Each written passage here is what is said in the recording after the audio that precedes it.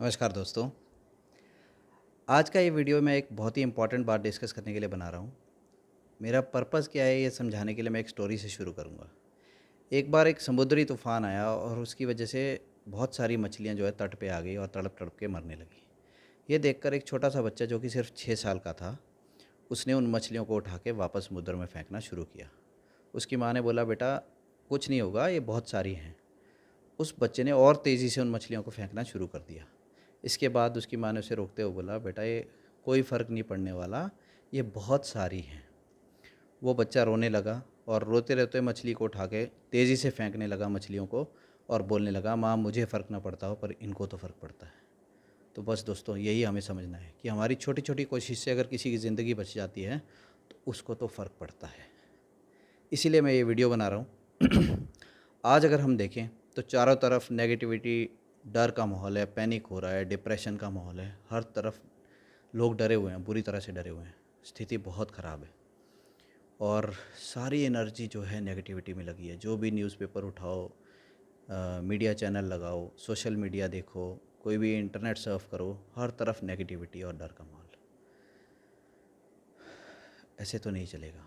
तो बेसिकली हमें कुछ ना कुछ सोचना पड़ेगा। तो ज़रूरत क्या है, आज की डेट में ज़रूरत है कि अपनी नेगेटिविटी एनर्जी को नेगेटिविटी से हटाकर पॉजिटिविटी तरफ लेके जाया जाए और एक सकारात्मक सोच अपनाकर ये सोचें कि हम क्या कर सकते हैं और इस स्थिति से बाहर कैसे आएँ।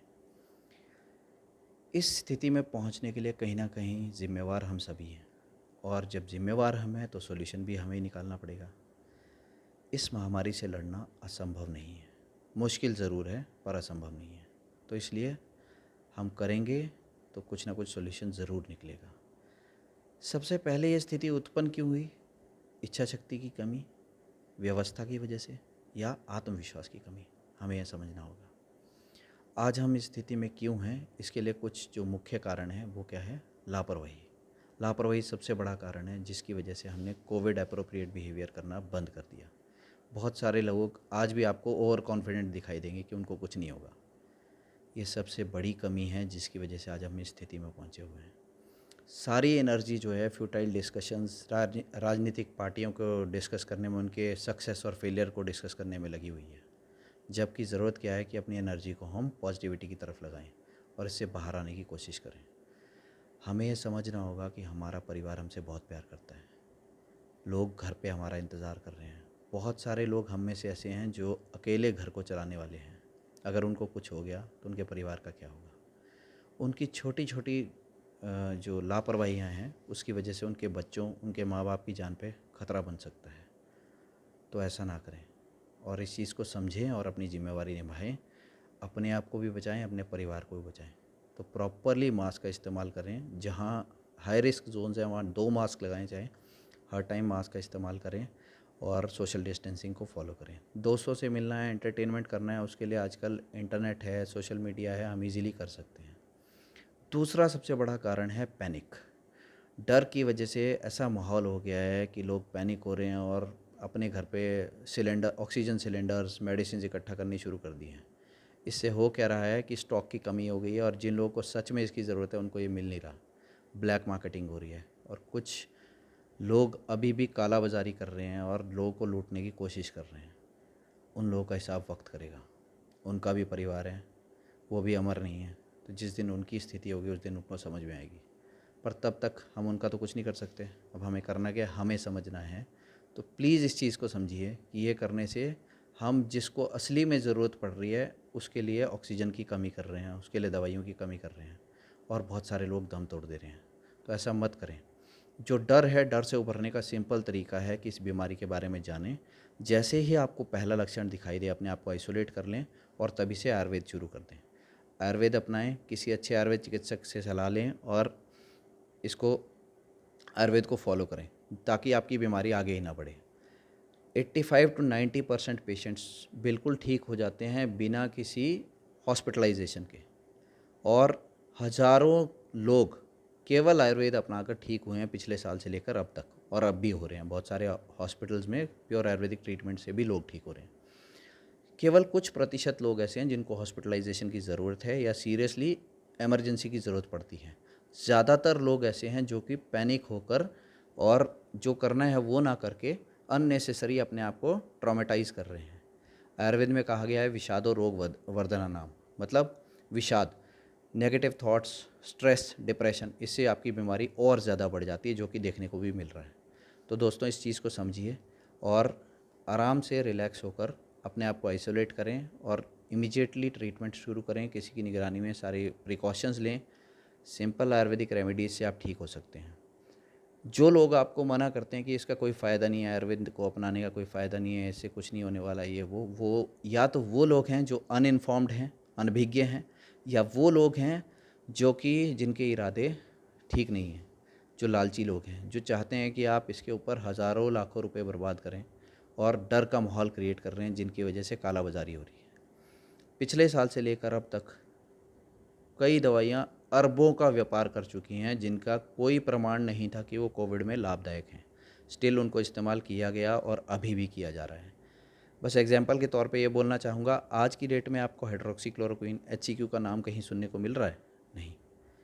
वैसे ही रेमडेसिविर के बारे में WHO खुद बोल चुका है कि इसका कोई प्रमाणिक तथ्य नहीं है कि ये कोविड-19 में फ़ायदा करती है। स्टिल कालाबाज़ारी हो रही है, मीडिया ने हल्ला मचा रखा है, रेमडेसिविर अवेलेबल नहीं है, अवेलेबल नहीं है।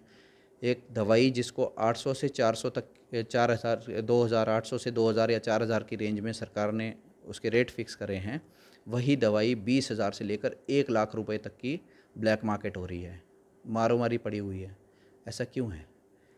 कुछ लालची लोगों की वजह से ऐसा हो रहा है। मैं बिल्कुल नहीं बोल रहा हूँ कि मॉडर्न मेडिसिन यूज़ नहीं करनी है, हॉस्पिटलाइज नहीं होना है, ऑक्सीजन वेंटिलेटर की ज़रूरत नहीं है। डेफिनेटली जिसको ज़रूरत है उसको है। कुछ परसेंट लोगों को इमरजेंसी में हॉस्पिटलाइज होना ज़रूरी है, वेंटिलेटर चाहिए, ऑक्सीजन चाहिए, एंटीवायरल रेमेडीज़ चाहिए और मैनेजमेंट की ज़रूरत है, मॉडर्न मेडिसिन की ज़रूरत है। परंतु ज़्यादातर जो प्रतिशत लोग हैं वो सिंपल रेमेडीज़ से ठीक हो सकते हैं, घर पे ही ठीक हो सकते हैं बिना पैनिक क्रिएट किए। तो इस चीज़ को समझने की ज़रूरत है। तो हमें करना क्या है बेसिकली, एक तो एजुकेट करना है, एक दूसरे को समझाना है। दूसरा, छोटी छोटी चीज़ें करनी है घर पे, जैसे कि प्राणायाम करो आप, भ्रामरी प्राणायाम विशेषता करो, क्योंकि उससे आपके लंग्स भी खुलते हैं, आपका स्ट्रेस लेवल भी कम होता है। योगासन करो, बैलून्स फुलाओ, जस्ट ब्लो द बैलून, फुलाओ बैलून्स को, सेलिब्रेट करो कि आप ज़िंदा हो। आज की डेट में ये बहुत बड़ी चीज़ है कि आप ठीक ठाक अपने घर पे बैठे हुए हैं, तो इसको सेलिब्रेट करिए। और बैलून्स फुलाने से आपकी लंग कैपेसिटी बढ़ेगी, आपके फेफड़े और खुलेंगे, अच्छे से काम करेंगे। कैंडल्स ब्लो करो, मोमबत्ती बुझाओ, फूंक मारो ज़ोर से, उससे भी आपकी लंग कैपेसिटी का पता चलेगा आपको। अगर आपको फ़ीवर आता है उसको बिल्कुल भी इग्नोर ना करें और इमीडिएटली जैसे ही फ़ीवर आता है आयुर्वेदिक रेमेडीज़ शुरू कर दें। ऑब्वियसली मैं इसीलिए दवाइयों के नाम नहीं ले रहा हूँ, ताकि प्रॉपरली अकॉर्डिंग टू नीड जो है आप डॉक्टर की सलाह से उसको लें। हाँ, अगर बुखार आता है तो बिल्कुल हल्का खाना खाएं। आयुर्वेद में कहा गया है लंघन करने से ज्वर ठीक होता है, और ये फैक्ट भी है। लंघन का मतलब है बिल्कुल हल्का आहार आहार लें, जैसे कि मूंग की दाल, खिचड़ी, दलिया, घिया की सब्ज़ी, इस तरह की चीज़ें लें। हल्का हल्का गुनगुना पानी पीते रहें। तो ये सब कुछ करें और साथ में दवा शुरू कर दें तो आपका बुखार ठीक हो जाएगा। और बुखार ही अक्सर पहला लक्षण होता है जिससे कि बाद में आपको दिक्कत हो सकती है। अगर दस्त होने लगते हैं तो दस्त होने की कंडीशन में चावल का जो मांड होता है उसको पीना चाहिए, चावल का पानी जो होता है। ORS पी सकते हैं आप, नींबू पानी पी सकते हैं, उसमें चीनी नहीं डालनी है, तो उस तरह से आप ले सकते हो। इसके अलावा जो भी दिक्कत आती है उसके अकॉर्डिंग आप होम रेमेडीज़ कर सकते हो। उसके अलावा क्या करना है आपको, धूपन कर्म करना है, मतलब जैसे कि धूप जलाने की प्रथा हमारे घरों में है ही है। तो कुछ ऐसी औषधियाँ हैं जो कि एंटीवायरल रेमेडीज़ का काम करती हैं, एंटी माइक्रोबियल का काम करती हैं, और रिसर्च भी बोलती है कि अगर प्रॉपर्ली जैसे हवन होते हैं तो उनसे बहुत ही अच्छा एंटी माइक्रोबियल इफेक्ट होता है। उस पूरी जगह के वायरल लोड और बैक्टीरियल लोड जो है कम हो जाता है। तो उसके लिए सिंपल नीम के पत्ते, सरसों के दाने, वचा, देसी घी और गूगल, आप इनको लेकर घर में जला सकते हैं। इससे जो धुआं उठता है उस धुएं से पूरे घर का आपका वातावरण जो है शुद्ध होता है और आपका वायरल लोड कम होता है वहाँ पे। ये कर सकते हैं। इसके अलावा आप जो 2-3 मैं चीज़ें आपको बताता हूँ, जैसे कि आपका ये जहाँ पे बिंदी या तिलक लगाते हैं, यहाँ पर आप अपनी उंगली को ऐसे रखकर आइज़ बंद करके इसको प्रेस करेंगे पीछे की तरफ 8 से 10 सेकंड के लिए। उसके बाद रिलैक्स कर देंगे। उसके बाद फिर से 8 से 10 सेकंड के लिए दबाएंगे। इस तरह 2 से 3 मिनट तक आप इसको करेंगे। दूसरा, ये जो बाजू मोड़ते हैं जहाँ पे, यहाँ से ये जो लाइन बनती है, यहाँ से 3 उंगली ऊपर, यहाँ पे मिड लाइन में बीच में यहाँ पे आप इसको इस तरह से अंगूठे से हल्का सा ऐसे दबाएंगे, लगभग 1 सेकंड के लिए ऐसे दबाएंगे, रिलीज़ कर देंगे, दबाएंगे, रिलीज़ कर देंगे। वैसे ही इसके 4 अंगुल ऊपर चले जाएंगे और अगेन मिड लाइन में यहाँ पर हल्के हाथ से दबाएंगे, रिलीज़ कर देंगे, दबाएंगे, रिलीज़ करेंगे। ऐसा 20 बार करना है आपको, एक बार में 20 बार करना है। ऐसा ही सुबह और शाम दोनों टाइम। और एक और चीज़, यहाँ पे रिस्ट जॉइंट पे ये जो बोन होती है, इस बोन के नीचे यहाँ से आप इसको ऐसे पकड़ लेंगे कस के और मुट्ठी को ढीला से ऐसे बंद कर लेंगे। उसके बाद इसको ऐसे 15 बार घुमाएंगे क्लॉकवाइज और 15 बार घुमाएंगे एंटी क्लॉकवाइज। इस तरह करने से ये जो दोनों चीज़ें हैं आपकी, इनको आयुर्वेद में आणी और उर्वी मर्म कहा जाता है। इनसे आपकी लंग कैपेसिटी बढ़ती है, आपके लंग्स हेल्दी रहते हैं। और इससे और रिस्ट जॉइंट से जो है आपका ये स्थपनी और मणिबंध मर्म है, जिससे कि आपका स्ट्रेस लेवल रिड्यूस होता है, आप रिलैक्स रहते हो। तो ये सारे काम करने से आपको फ़ायदा मिलेगा। इसके अलावा आयुर्वेद में एक और प्रोसेस बताई गई है, नस्य जिसको बोलते हैं। तो जब भी हम घर से बाहर जाते हैं तो थोड़ा सा अपने नाक के अंदर तेल लगा कर जाएँ। इसको इस तरह छोटी उंगली से लगा सकते हैं या तेल लगाकर खींच सकते हैं ऊपर।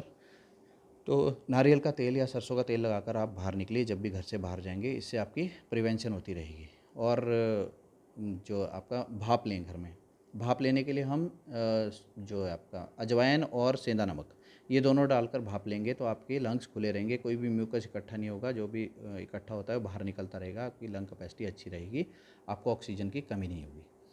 तो ये कुछ चीज़ें हैं जिनका ध्यान रखते हुए आप अपना बचाव कर सकते हैं। इसके अलावा अगर और कोई दिक्कत होती है तो आप आयुर्वेदिक चिकित्सक की सलाह लेकर उसको ट्रीट कर सकते हैं। और हमें क्या करना है, एक बहुत इंपॉर्टेंट चीज़, प्लाज्मा डोनेशन। प्लाज्मा डोनेशन के लिए लोगों को एनकरेज करना है। देखो, एक सोचने की चीज़ है कि लाखों लोग कोविड से रिकवर हो चुके हैं हमारे देश में, और अब जो एक्टिव केस है उसमें से बहुत कम परसेंटेज को प्लाज्मा की ज़रूरत पड़ती है, बट स्टिल उसको प्लाज्मा नहीं मिल रहा। लोगों को इधर उधर भाग दौड़ करनी पड़ रही है। सोशल मीडिया पे ट्वीट्स भरे पड़े मिलेंगे आपको कि प्लीज़ प्लाज्मा डोनर चाहिए, प्लाज्मा डोनर चाहिए। ऐसा क्यों हो रहा है? हमारी इंसानियत कहाँ है? जस्ट इमेजिन कि अगर कोई प्लाज्मा से, जब ये कोविड से ग्रसित हुआ था तो उसकी मानसिक स्थिति क्या थी, उस समय उसको कितना डर लग रहा है, उसकी फैमिली की क्या हालत थी, उन्होंने कितनी भाग दौड़ की होगी उसको ठीक होने के लिए। आज जब वो ठीक हो गया तो क्या हम दूसरे की मदद नहीं कर सकते? जस्ट सोचो, आपका थोड़ा सा प्लाज्मा डोनेट करने से किसी का परिवार बच जाएगा, उसकी ज़िंदगी बच जाएगी। तो हम इतना एक दूसरे के लिए कर नहीं सकते हैं? परिस्थिति कुछ और है, लोग फिर भी नहीं दे रहे हैं। तो प्लीज़ एनकरेज करो लोगों को। प्लाज्मा डोनेशन से कोई दिक्कत नहीं होती है, आप बहुत जल्दी आपका प्लाज्मा वापस बन जाता है। Just like blood donation, plasma donation करना होता है।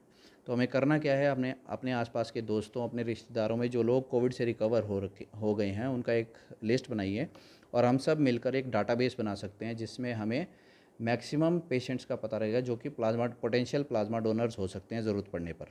तो इस तरह से जहाँ पर जिस मरीज़ को ज़रूरत पड़ती है तो उसी के आसपास के पेशेंट को हम प्लाज्मा डोनर को हम कनेक्ट कर सकते हैं उसके साथ, और इस तरह से इस प्रॉब्लम से उभरा जा सकता है। तो ये बहुत आसान काम है जो हम कर सकते हैं और जो हो जाना चाहिए पर अभी तक हो नहीं पा रहा है। तो इसी तरह छोटी छोटी चीज़ें करके हम इस जंग से जीत जाएंगे।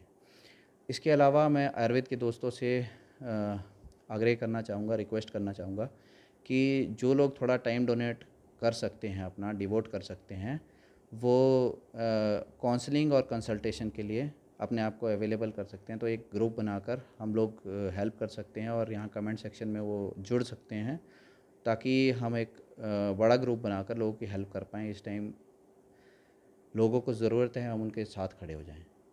तो बस दोस्तों, मैं यही बोलना चाहूँगा अंत में कि डरने की ज़रूरत नहीं है, मिलजुल के लड़ने की ज़रूरत है। अगर हम मिल के लड़ेंगे, पॉजिटिविटी रखेंगे, इस बीमारी के बारे में नॉलेज गेन करेंगे, इसके लक्षणों को समझेंगे और जो ज़रूरत है वो करेंगे, टाइम पे ट्रीटमेंट लेंगे, टाइम पे एडवाइस लेंगे डॉक्टर की, और फालतू की अफवाहों में नहीं जाएंगे, फालतू के वीडियोज़ नहीं फैलाएंगे, तो हम डेफिनेटली इस बीमारी से जंग जीत जाएंगे। जीत जाएंगे हम। जय हिंद।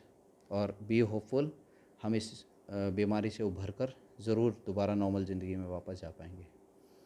इसी उम्मीद के साथ आपसे रिक्वेस्ट करूंगा कि अगर आपको ठीक लगा हो तो प्लीज़ बाकी लोगों तक भी सर्कुलेट करें और अपने अपने लेवल पे सबसे रिक्वेस्ट करें कि एक दूसरे की मदद करें, आगे आएँ और पॉजिटिविटी बढ़ाएं।